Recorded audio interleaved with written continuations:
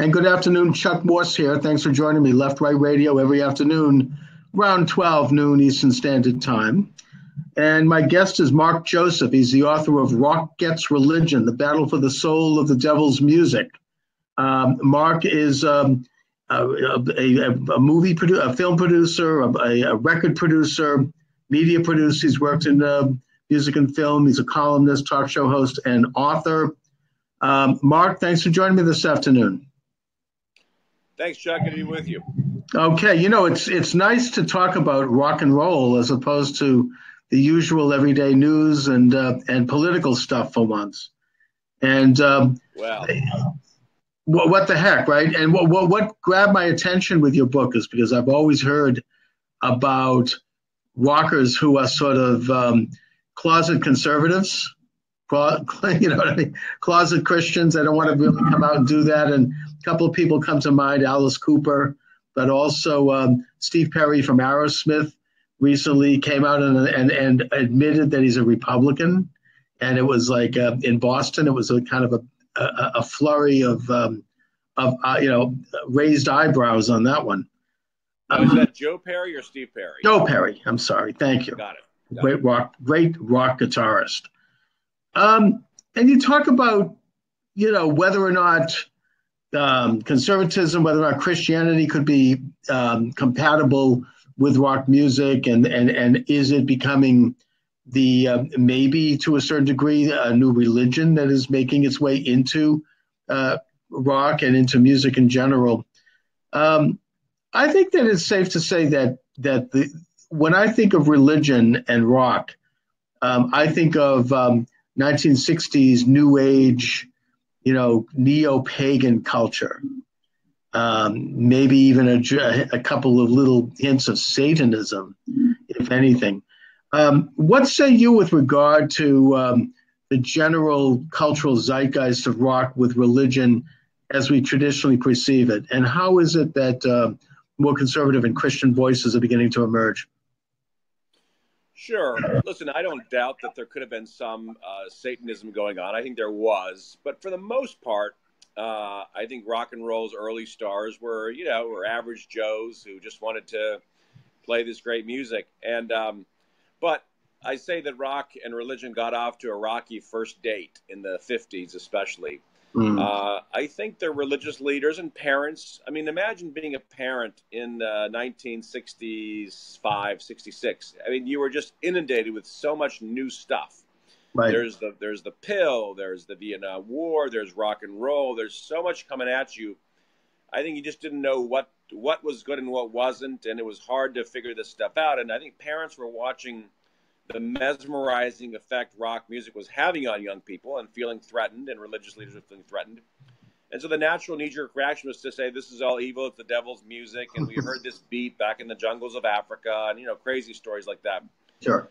And just get carried away. And I think some of the rock guys went along with the gag. It's like, okay, yeah, we're Satanists. Well, I've worked with Gene Simmons of Kiss. He's no Satanist. He's just, but I think they took the pose, and right. We would hear stories when we were kids that KISS stood for Kings in Satan's Service, and that kind of craziness. Yes, so heard that. I think everybody got a little carried away, and in the meantime, religious leaders sort of forgot that rock music is a neutral medium for the most part.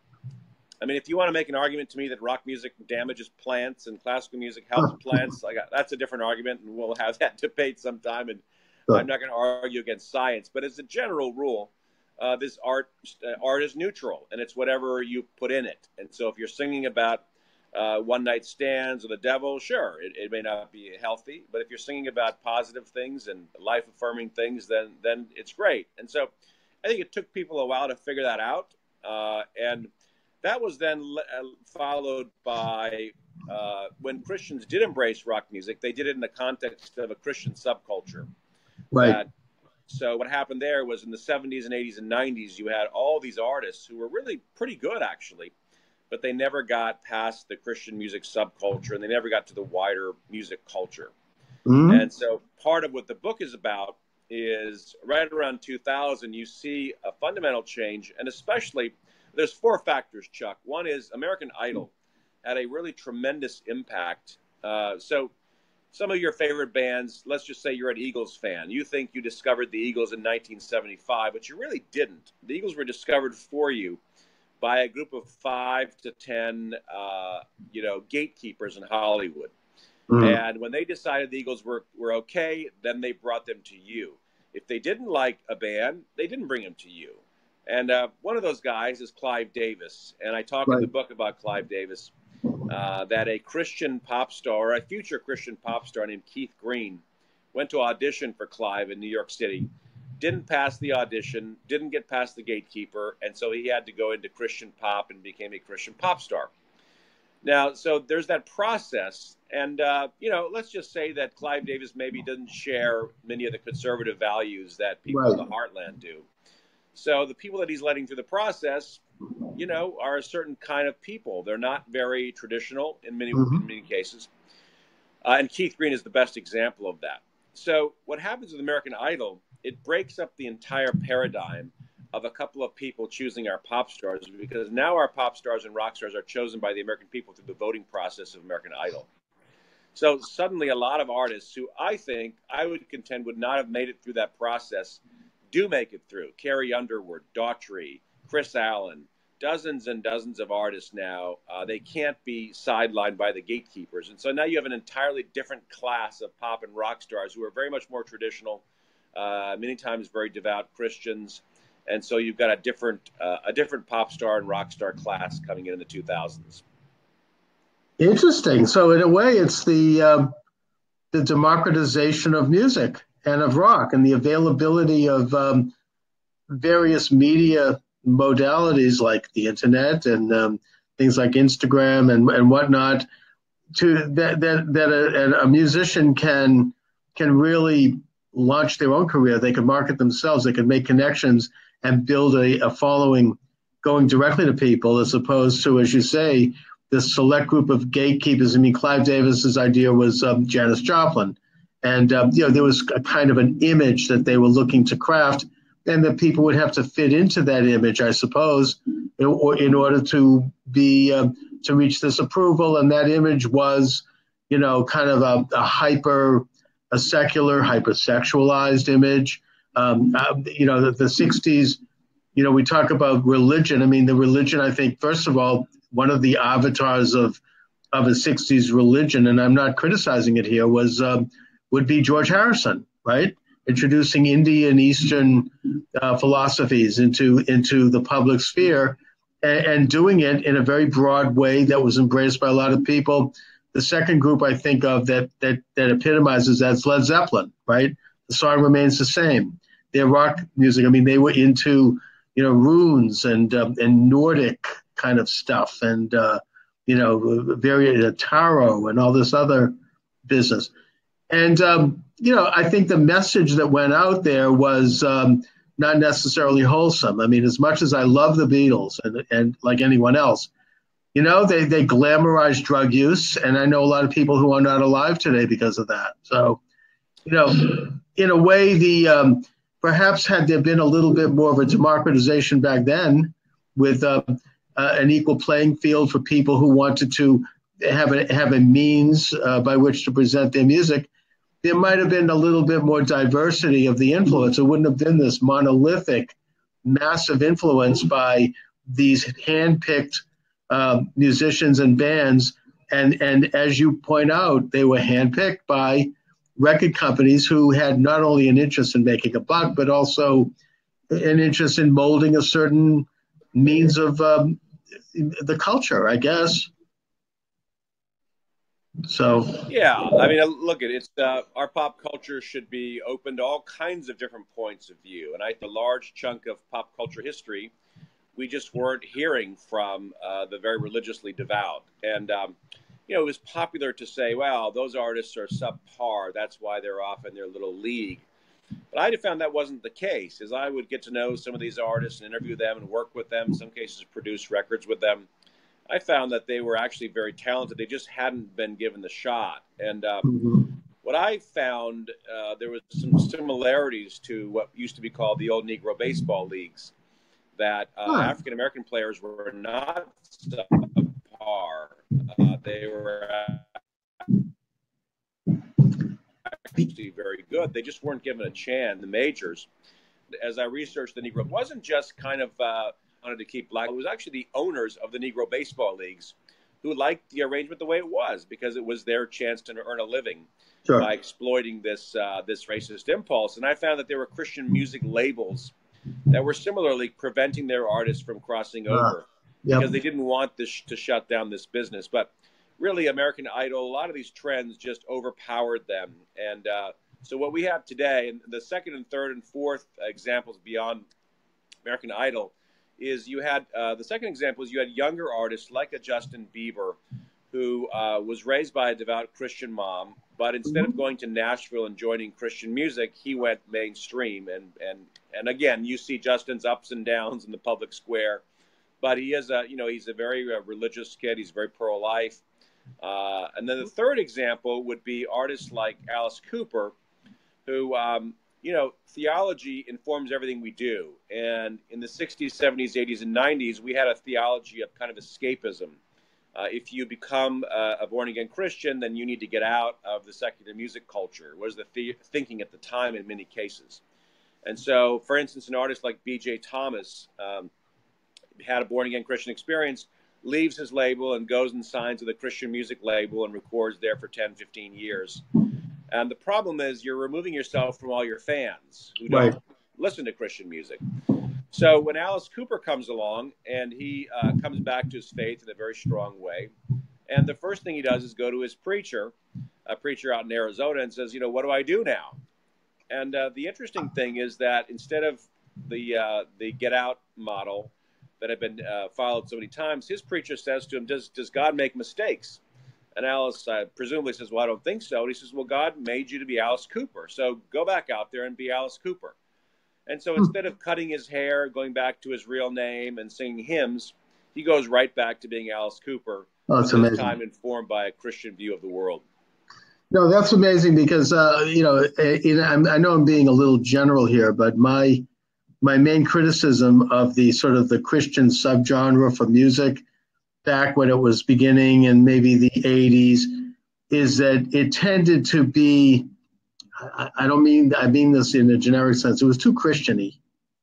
You know what I mean? It was like all the lyrics were like exalting Jesus and, very overblown because, with music, you can't hit people over the head like that.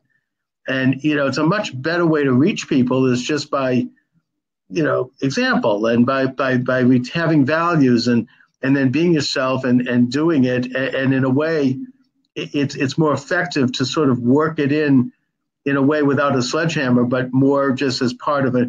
When they did that, I always thought that, I'm glad that they're preaching, but they're missing the bigger creative piece here.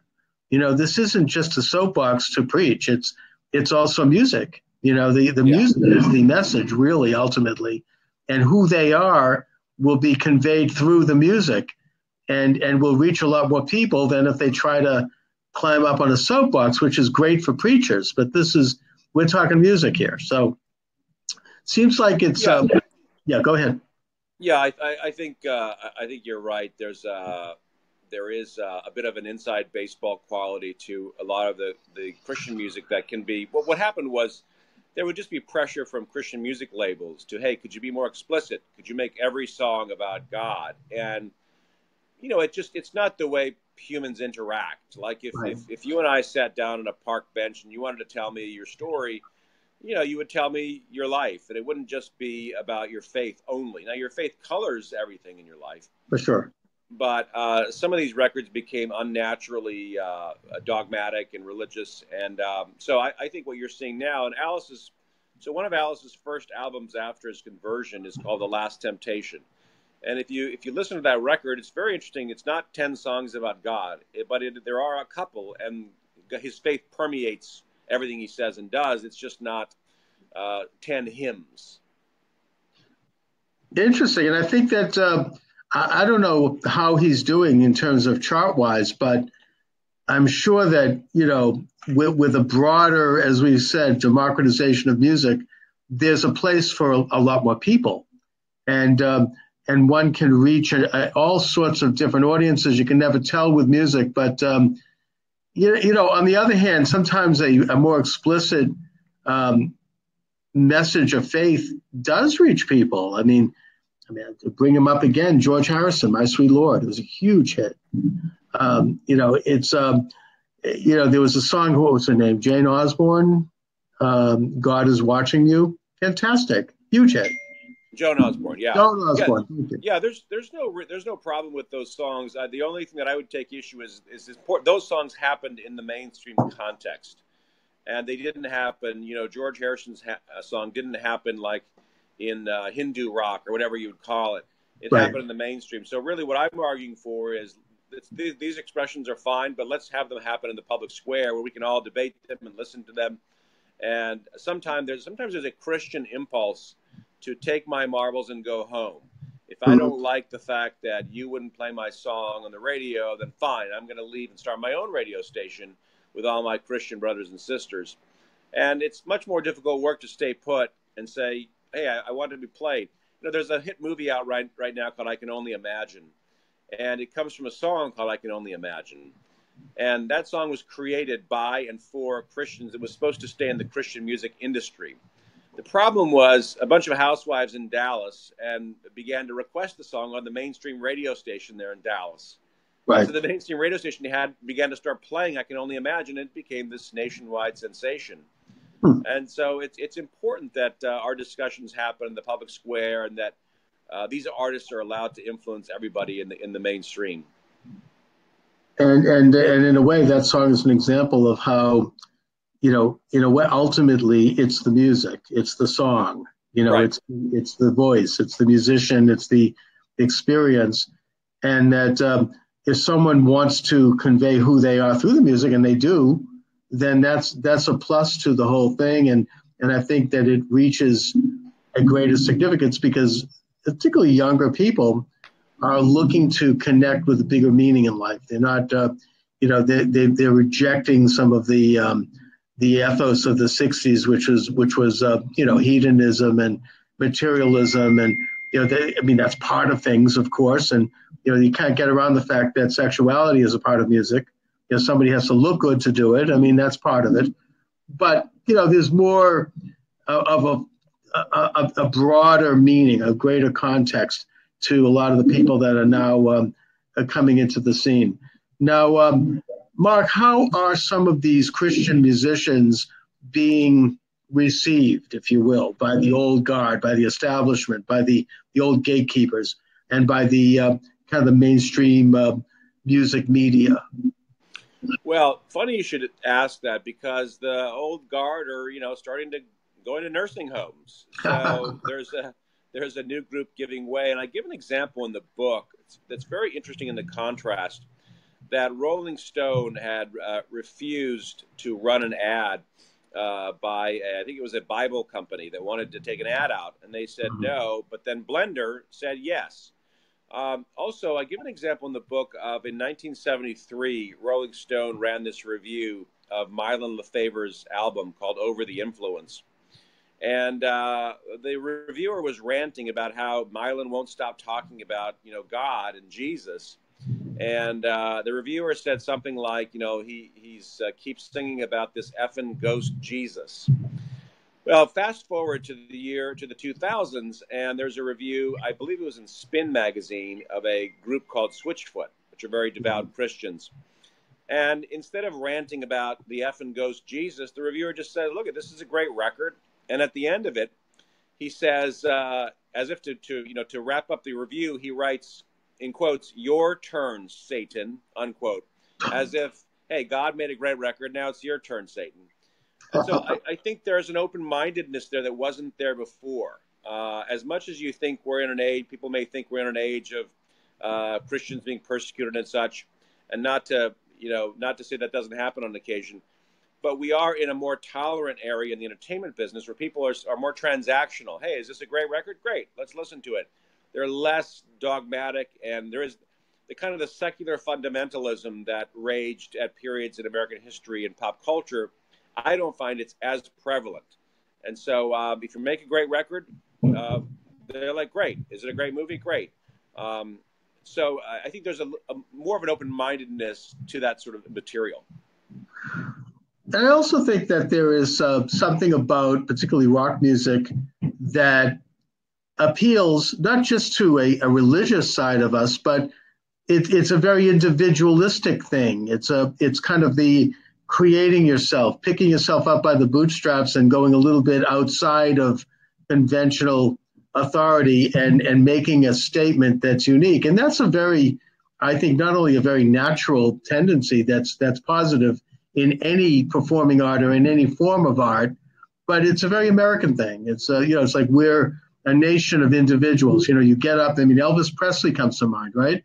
You create something for yourself. You invent yourself, and you do it in a way that fulfills your own image, and it's genuine, and people connect with it. And I think that music lends itself to that generally. I think rock particularly lends itself to that, the swashbuckling individual. And that, if you think about it, it contradicts this kind of controlled thing that presented itself as alternative that emanated out of the 60s, where everybody had to be a certain look and they had they were the gatekeepers and all of that stuff. So, we're seeing more individuals coming up and expressing themselves and being real and being genuine and being what artists should be, creating things out of their souls.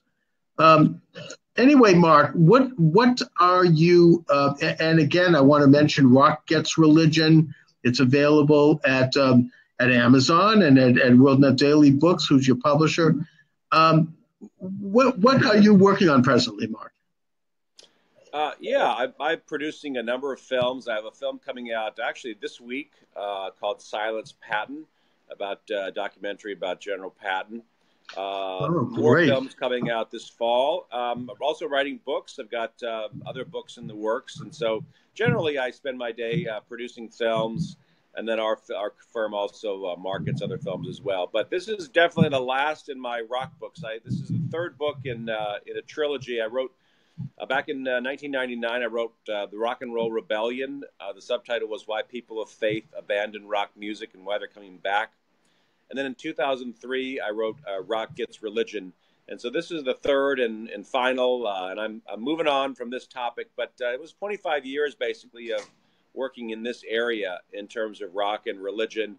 And I've seen it happen in my lifetime. I didn't think I would see what's happening today. I didn't quite... The walls of separation that were between Christian music and mainstream music are really pretty much gone now. And that Christian music industry really doesn't exist except for, worship, church music, worship music type thing. Most of those artists have gone into the mainstream now. Amazing. And I think that when Chance the Rapper, thank God, during his Emmy, that sent shockwaves, and that also made the idea mainstream. And we could look back at people like Aretha Franklin. I mean, she was born and reared in the church, and that whole sensibility, I think, came through her music. There have been some mind-bending moments when Chance the Rapper was singing "How Great Is Our God" at the Grammys. When Justin Bieber is being scolded for being pro-life by the old ladies on The View. When Van Halen, in the credits of the Van Halen 3 record, they thank R.C. Sproul, the theologian. There have been some weird pop culture moments in the last 15 years. Oh, it's fun to watch. And Mark, also, please be in touch with me about Patton. I'm a big fan. We would have won World War II against both socialist experiments had Patton had his way. Anyway, get your copy. Yeah, thank you. Anyway, Mark Joseph, I want to thank you for joining me this afternoon. It's been a pleasure talking with you. Thank you. All right, thanks a lot, and take care.